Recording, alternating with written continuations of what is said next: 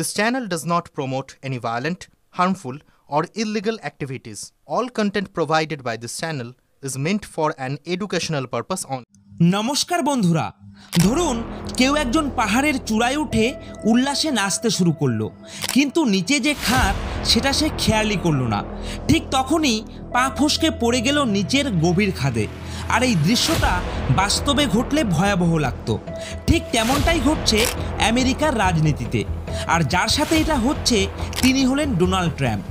2025 সালে 20 জানুয়ারি যখন ট্রাম্প শপথ নিলেন, তখন সব কিছু ছিল তার পক্ষে। তিনি ক্ষমতার একদম শীর্ষে অবস্থান করছিলেন। দ্বিতীয়বারের মতো প্রেসিডেন্ট হচ্ছেন তিনি। জনগণের বিশাল সমর্থনও ছিল তার পাশে। কংগ্রেসের 2 হাউসেই তার ছিল এক বিরাট আধিপত্য। আর আন্তর্জাতিক মহলেও তখন ছিল তার একটা আলাদা গ্রহণযোগ্যতা। এমনকি ভারতের মানুষও ট্রাম্পকে মজবুত নেতা হিসাবেই দেখত। তিনি তখন ছিলেন তার নিজের ক্যারিয়ারের সবথেকে শক্তিশালী জায়গায়। কিন্তু সেটাই ছিল সেই খাত যেটা তিনি খেয়াল করেননি। শপথ নেওয়ার কয়েক সপ্তাহের মধ্যেই একের পর এক এমন সিদ্ধান্ত নিতে থাকলেন ট্রাম্প, যার ফলে তার নিজস্ব মানুষগুলোই তার বিপক্ষে দাঁড়াতে শুরু করলো। শুরুটা অবশ্য ভালোই ছিল। চীনের বিরুদ্ধে ট্রেড ওয়ার, ভারতের সঙ্গে সম্পর্ককে মজবুত করা, বিশ্ব নেতাদের সঙ্গে যোগাযোগ, আর সব কিছু ছিল একদম সাজানো গোছানো পরিপাটি। কিন্তু তারপরেই এলো সেই অদ্ভুত মোড়। ট্রাম্প যেন নিজের মধ্যে এক সুপার হিরো ভাব নিয়ে নিলেন, যেন গোটা পৃথিবীকে নিজের ট্যারিফ জালের মধ্যে বেঁধে রাখবেন। তিনি প্রায় সব দেশের ওপরেই ট্যারিফ বসাতে শুরু করলেন। সবাই অবাক হয়ে দেখছিল, এটা কি শুধু চীনকে থামানোর জন্য, নাকি পুরো বিশ্বকে শত্রু বানানোর জন্য। কিন্তু সব থেকে অবাক করার বিষয় ছিল যে এই ট্যারিফ থেকে যেই 2 দেশকে ছাড় দেওয়া হয়েছিল তারা হলো রাশিয়া এবং নর্থ কোরিয়া। হ্যাঁ, একদম ঠিকই শুনেছেন, যেই 2টি দেশ ঐতিহাসিকভাবে আমেরিকার চিরশত্রু, তারাই ট্রাম্পের এই ছাড়ের তালিকায় ছিল। আর এখান থেকেই পা ফসকাতে শুরু করে ট্রাম্পের। জনগণ হতবাক ছিলেন, বন্ধুরা ক্রমশ দূরে সরে যাচ্ছে। আদালত এক এক করে তার সিদ্ধান্তে স্থগিতাদেশ দিচ্ছে। আর যারা এক সময় তার নাম করে ভোট চাইতো, তারা এখন মুখ ফিরিয়ে নিচ্ছে। যেন সারা দুনিয়াকে চোখে আঙুল দিয়ে তিনি দেখিয়ে দিলেন যে আমেরিকার ওপর ভরসা করা যায় না। যেসব দেশ এতদিন ভাবত যে আমেরিকা তাদের আপন বন্ধু, তাদের ভুলও ভেঙে দিলেন এই ডোনাল্ড ট্রাম্প। আমেরিকার যতটুকু রেসপেক্ট এবং বিশ্বস্ততার সুনাম ছিল দশকের পর দশক ধরে গড়ে ওঠা, তিনি তা কয়েক মাসেই ধুলোয় মিশিয়ে দিলেন। এরপর এমন কিছু ডিসিশন আসতে শুরু করলো যেন মনে হতে লাগলো যে ট্রাম্পের কাছে রাশিয়া বা চীন তার শত্রু নয়, বরং এখন তার আসল শত্রু ভারত এবং ইউরোপ। ভারতের নাগরিকদের হেনস্থা করা শুরু হলো, এমনকি অনেক ভারতীয়দের হাত কড়া পরিয়ে তাদের দেশ ছাড়া করা হলো। আর ইউরোপীয় নেতাদেরকে অনেক কথা শোনানো হলো, সরাসরি অপমান করা হলো এবং নেতিবাচক কিছু মন্তব্য করা হলো তাদের উদ্দেশ্যে। কিন্তু এখানেই শেষ নয়। আমেরিকার যেসব শিক্ষা প্রতিষ্ঠান এতদিন দেশের মূল চালিকা শক্তি ছিল, সেগুলোর ছাত্রছাত্রীরা আমেরিকার টেকনোলজিক্যাল আর অর্থনৈতিক শক্তি গড়ে তোলে। সেই প্রতিষ্ঠানগুলোই ছিল সবথেকে বড় সফট পাওয়ার। আমরা যেগুলি জানি, হাওয়ার্ড, MIT, UCLA ইত্যাদি, এগুলি শুধু আমেরিকা নয়, বিশ্বের শ্রেষ্ঠ বিশ্ববিদ্যালয়। এই সব ইউনিভার্সিটি বছরে বছরে ভারত, ইউরোপ, এমনকি চীনের সেরা ট্যালেন্টদের স্কলারশিপ দিয়ে আমেরিকায় নিয়ে আসতো, তাদের ট্রেনিং দিত এবং পরে এরা আমেরিকার ইকোনমি আর বৈজ্ঞানিক প্রগতিতে বিরাট ভূমিকা রাখত। কিন্তু ট্রাম্প কী করলেন? তিনি বিদেশি ছাত্রছাত্রীদের অ্যাডমিশন প্রায় বন্ধই করে দিলেন। শুধু তাই নয়, যারা ইতিমধ্যে আমেরিকায় কাজ করছিলেন, বিশেষত বিদেশি প্রফেশনাল, তাদের ওপরে নজরদারি করাও শুরু করে দিলেন। তো বন্ধুরা, চলুন এই পুরো বিষয়টাকে একটু গভীরভাবে বিশ্লেষণ করে বোঝা যাক যে এই ব্যাপারগুলো ঠিক কিভাবে হলো।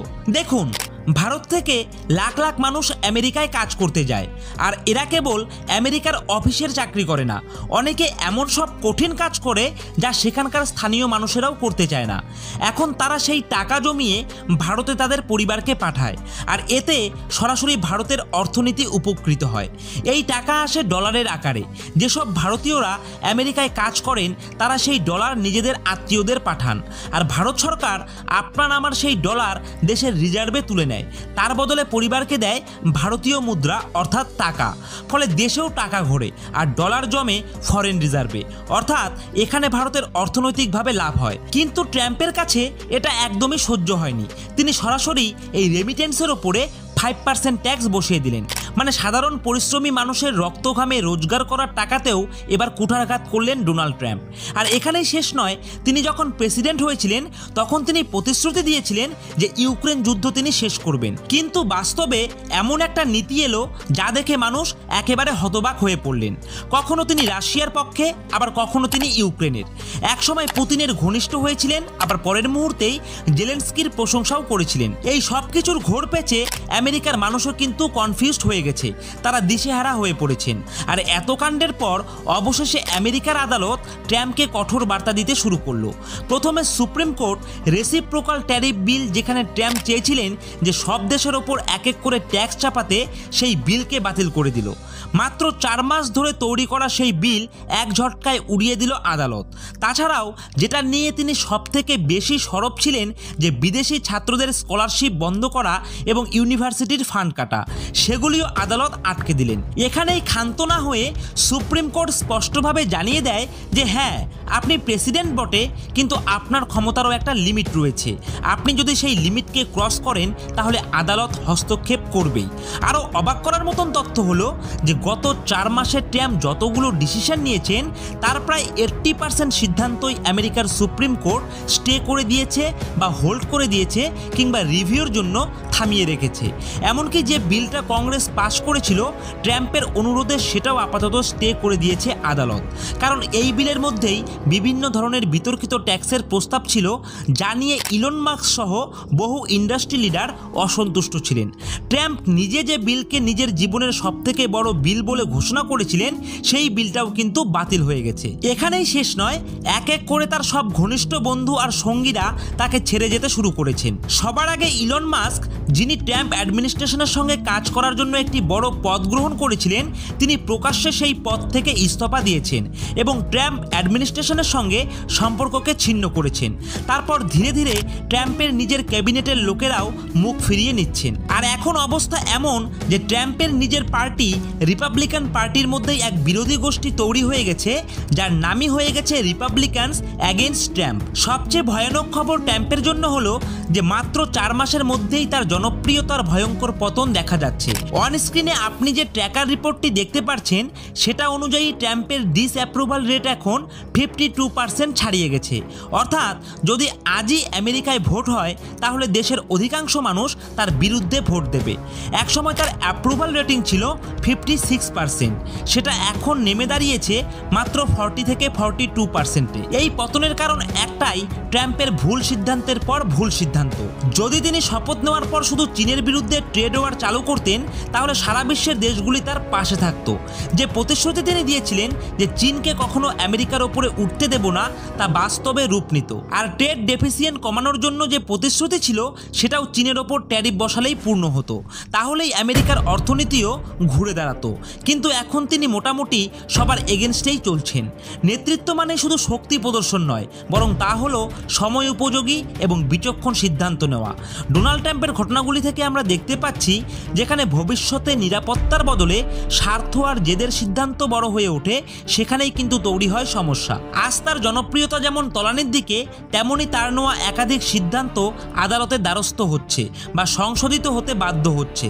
এটা শুধু একজন নেতার রাজনৈতিক যাত্রার গল্প নয়, বরং এটা সমগ্র রাষ্ট্র পরিচালনার এক গুরুত্বপূর্ণ পাঠ।